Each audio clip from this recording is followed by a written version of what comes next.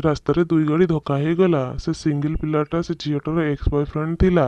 Present boyfriend ତା ପରିଚୟ ପଚାରିଲା। ଝିଅଟା କହିଲା ଇଏ ମୋର ଏକ୍ସ ଥିଲା, ଆଉ ଯାଚ୍ଛା ଦେଖିକି ଗାଳି ଦେଲା। ତା ଏକ୍ସ ବୟଫ୍ରେଣ୍ଡ ବି ତାକୁ ଛାଡ଼ି ନଥିଲା, ତାକୁ ଯାଚ୍ଛା ଦେଖିକି ଶୋଧିଥିଲା, ଆଉ ଦେଇଥିବା ଆଇଫୋନ ଗିଫ୍ଟ ବି ତାଠୁ ମାଗି ନେଇ ଯାଇଥିଲା। ଆଉ ଝିଅଟା ବି ତାକୁ ଦେଇଦେଲା।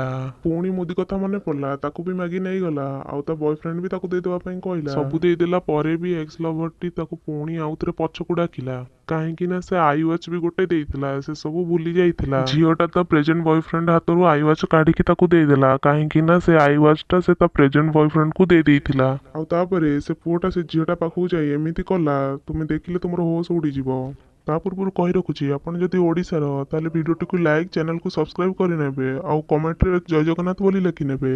ସେ ଝିଅଟା ରାଗି ଯାଇ ପୁଅଟାକୁ ମାଇଲା। ସେ ପୁଅଟା ବି ଛାଡ଼ି ନଥିଲା, ତାକୁ ବି ଗୋଟେ ଜାଉଡାଟେ ବସେଇଥିଲା। ତାପରେ ସେ ଟୋକା ସାଙ୍ଗରେ ପଳେଇ ଯାଇଥିଲା, କାହିଁକି ନା ସେ ଟୋକା ତା ଭାଇ ଥିଲା।